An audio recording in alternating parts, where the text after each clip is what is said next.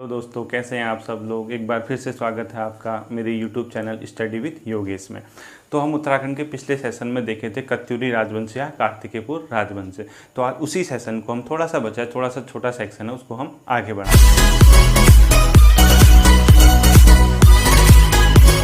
हैं। देखिए, जब हमने उतनी चीज़ें पढ़ी थी उसके बाद मैंने आपको ये बताना था कि जो इनका अंतिम शासक था इनके वंश का, वो था ब्रह्मदेव। कौन था? ब्रह्मदेव। इसी को कुछ जागरों में क्या कहा गया है? वीरमदेव। ठीक, ये इनका क्या था? अंतिम शासक था। जब ये वंश खत्म हो जाता है, मतलब इनका शासन खत्म हो जाता है, तो हमें कुछ बेसिक चीज़ें इनके बारे में पता होनी चाहिए। जैसे देखिए, अब प्रशासन कैसे चलता था? राजा होता था, राजा की सहायता के लिए कौन होते होंगे? मंत्री परिषद होती होगी, और मंत्री परिषद में अलग अलग होते थे, जैसे कुमार मात्य था, अमात्य था, संधि विग्रहक था। ये मतलब यहाँ आपके पूछता नहीं है, क्योंकि ये हिस्ट्री के जो मेन हिस्ट्री के टॉपिक हैं वहाँ के हैं, आपके उत्तराखंड के इतिहास की दृष्टि से ज़्यादा इंपॉर्टेंट नहीं है। ठीक, और जैसे प्रांतु में एक उपरिक नामक अधिकारी होता था, भारतीय इतिहास में भी आपको उपरिक ही सुनाई देगा, हर जगह यही मिलता है, तो आपके यहाँ पे ज़्यादा इंपॉर्टेंट ये चीज़ें नहीं है। ठीक, तो अब मेन चीज़ क्या देखनी है हमें? इसका व्यवसाय, मतलब इनकी आय का प्रमुख स्रोत क्या था। देखिए, इनकी आय का प्रमुख स्रोत क्या हो सकता है उस टाइम पे? कृषि, एग्रीकल्चर से इनको क्या होता था? आय होती थी। इसके अलावा क्या हो सकता है आय का? भूमि कर, यानी ज़मीन से जो टैक्स मिलता था इनको, भूमि कर भी इनकी आय का क्या हो सकता है? सोर्स हो सकता है। इसके अलावा भूतांत्रिक व्यापार, भूतांत्रिक व्यापार। ठीक, भूतांत्रिक व्यापार का मतलब हुआ क्योंकि हिमालयी इलाकों में थे, तिब्बत का इलाका अटैच करता था, वहाँ पे भूटिया जनजाति रहती थी, उन लोगों से इनका व्यापार होता था। और इसके अलावा क्या हो सकता है? खनिज संपदा वगैरह। ठीक, खनिज और वन संपदा, क्योंकि ये पहाड़ी राज्यों में थे, खनिज और वन संपदा। ये सब चीज़ें इनकी आय का क्या था? प्रमुख सोर्स हुआ करता था। ठीक है, इसके अलावा आप लोगों को मैं बताना चाहूँगा, इन्होंने दो प्रकार की भूमि मापन के लिए प्रणालियाँ यूज़ की थी। उस प्रणाली का नाम हो सकता है आपके आपका पूछे थे। एक को बोलते हैं द्रोण मापक। क्या बोलते हैं? द्रोण मापक, द्रोण मापक। ठीक है, द्रोण मापक प्रणाली अगर जो मतलब आपसे पूछेगा कि इन लोगों की मतलब भूमि नापने का तरीका क्या था, वो द्रोण मापक से क्या करते थे? भूमि को नापते थे। इसके अलावा एक नाली मापक भी होता था। ठीक, जैसे आजकल भी आप देखते होंगे नाली मापक।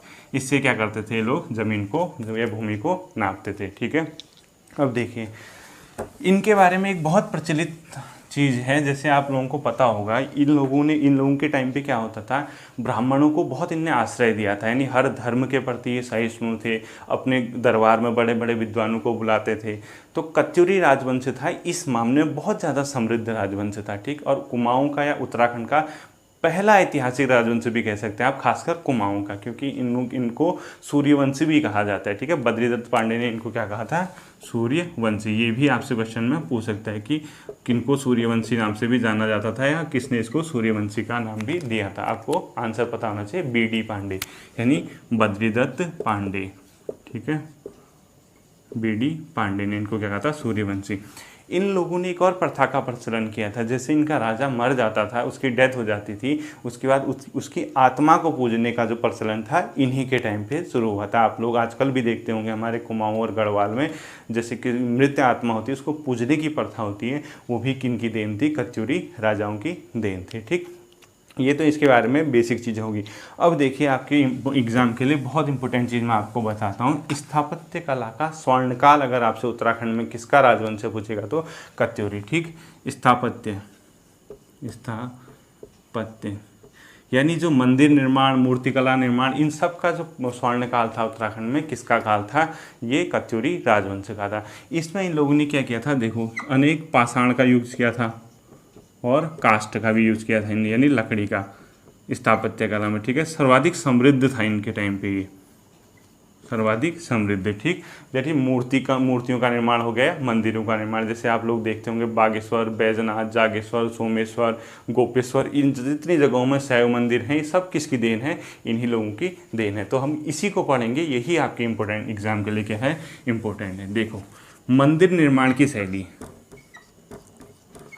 इन लोगों ने क्या किया? दो प्रकार की मंदिर निर्माण की शैली का प्रयोग किया। एक को बोलते हैं छत्र युक्त, दूसरे को बोलते हैं शिखर युक्त।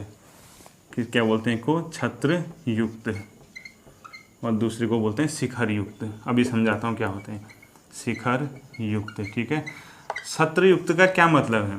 छत्र युक्त का मतलब आप लोगों ने देखा होगा, जैसे बहुत से मंदिरों में क्या होता है, ऊपर रिंग टाइप की बनी होती है। जैसे कभी आप जागेश्वर जाएंगे या बागेश्वर का बागनाथ मंदिर देखेंगे या सोमेश्वर के मंदिरों को, शिव मंदिर, मैक्सिमम शिव मंदिरों में आप ऊपर से क्या होता है, रिंग टाइप की होती है, जो छत का मतलब मंदिर का टॉप होता है, उसको बोलते हैं छत्र युक्त, ठीक है। और शिखर युक्त क्या होता है, जैसे जहाँ पे मूर्ति रखी जाती है, मूर्ति के ऊपर जैसे आप देखेंगे मूर्ति जहाँ पे रखी जाती है उसको बोलते हैं गर्भगृह, उसके ठीक ऊपर आप शंकु देखा होगा, आपने कोन देखा होगा, जैसे आप लोग सॉफ्टी वगैरह खाते हैं तो उस गर्भगृह के ठीक ऊपर क्या बना होता है, कोन टाइप का बना होता है, कोन टाइप का, इस टाइप का, ठीक है। तो मंदिरों के ऊपर जो इस टाइप का होता है, जैसे यहाँ पे मंदिर मूर्ति रखी है उसके ऊपर मंदिरों में ऐसा होता है, तो उसको बोलते हैं शिखर युक्त। तो इन लोगों ने जो दो प्रकार की मतलब मंदिर निर्माण की शैली चलाई थी, एक को बोलते हैं छत्र युक्त, दूसरे को बोलते हैं शिखर युक्त। अब जो छत्र युक्त होते हैं इसको बोलते हैं पैगोड़ा प्रकार, पैगोड़ा, पैगोड़ा प्रकार भी बोलते हैं, ठीक है। किसको बोलते हैं, छत्रयुक्त मंदिर निर्माण को क्या बोलते हैं, पैगोड़ा। और ये मेनली किसकी बनी थी, पाषाण प्लस काष्ठ की, पाषाण का इसमें क्या किया होगा प्रयोग और काष्ठ का भी, ठीक है।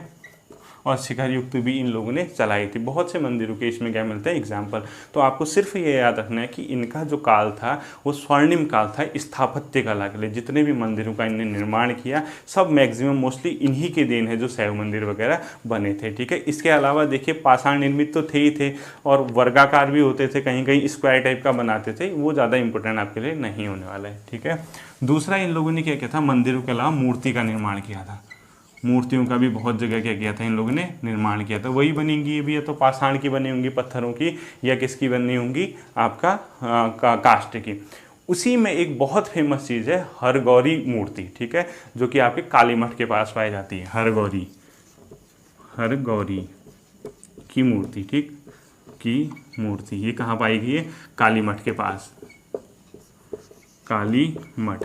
आपको बता दूं राहुल सांकृत्यायन जो हैं यहाँ पे एक बहुत बड़े इतिहासकार हैं, उन्होंने तक इसको क्या कहा था, भारत की सबसे अखंड और सबसे सुंदर मूर्ति की संज्ञा दी थी हरगौरी की मूर्ति को, ठीक है। वो इन्हीं लोगों की क्या थी, देन थी, यानी किसकी देन थी, कत्यूरिया कार्तिकेयपुर राजवंश की देन थी। इसके अलावा जैसे लाखा मंडल हो गया, अल्मोड़ा हो गया, हर जगह इन लोगों की क्या मिली है, मूर्तियाँ मिली हैं। इसमें से आपको ज़्यादा डीप आपको जाने की ज़रूरत नहीं है, ठीक है।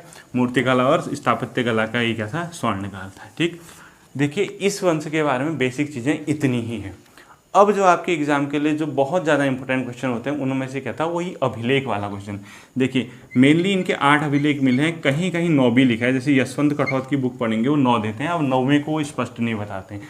आपको क्या करना है, आप पिछला जो आपने नोट्स बनाया था उसमें थोड़ा सा करेक्शन करना है। देखिए जब मैंने आपको पांडुकेश्वर के बारे में बताया था, पांडुकेश्वर, ठीक है, आप लोग मेरा डिस्क्रिप्शन भी देखते रहना, अगर उसमें कोई चीज़ मुझे ऐड करनी होगी तो मैं डिस्क्रिप्शन में दे दूंगा, चाहे मूर्तिकला हो स्थापत्य कला, जो इंपॉर्टेंट चीज़ होगी आप लोग डिस्क्रिप्शन में देख लेना।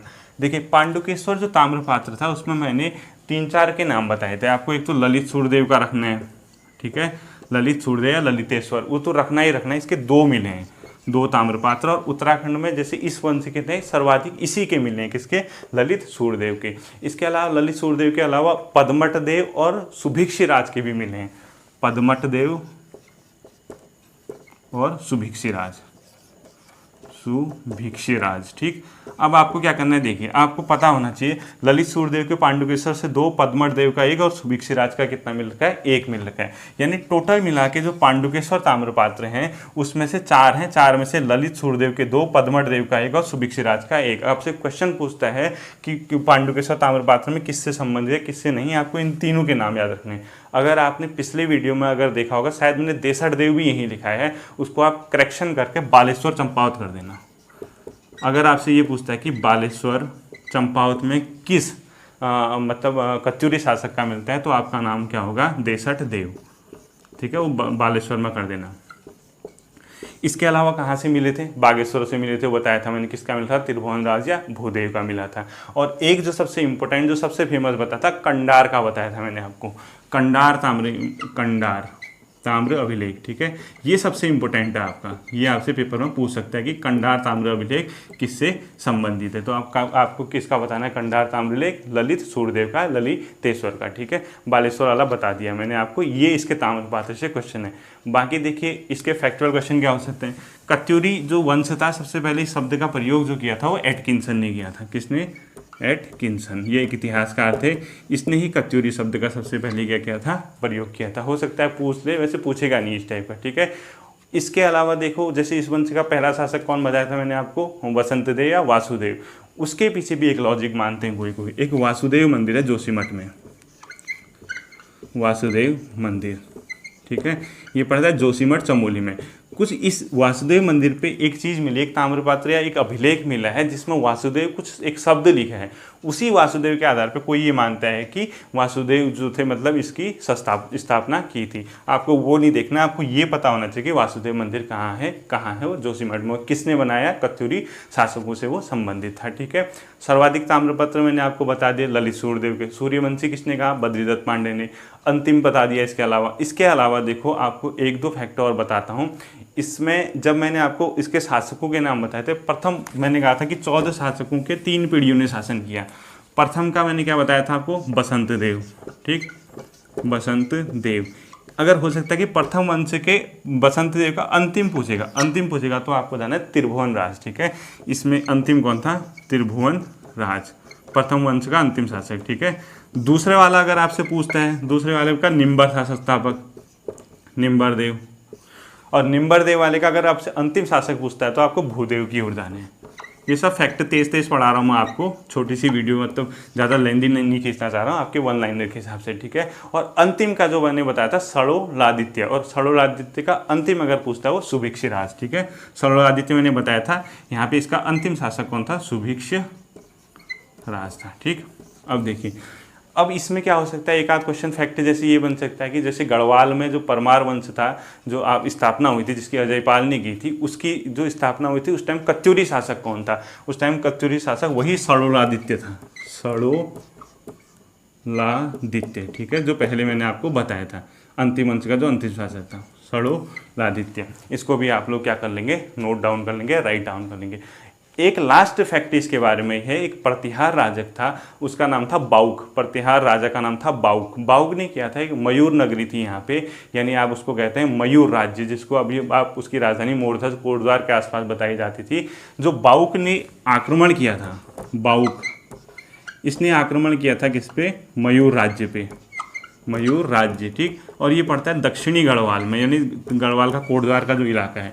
इस मयूर राज्य पे अगर आपसे ये पूछता है बाउक ने जो प्रतिहार राजा था आक्रमण किया था, उस टाइम कत्यूरी शासक कौन था, उसी का शासन था, उसका नाम है ललित सूर्यदेव, ललित सूर्यदेव, ठीक है, या ललितेश्वर, जो भी आप कहते हैं, ललित सूर्यदेव या ललितेश्वर कहते हैं।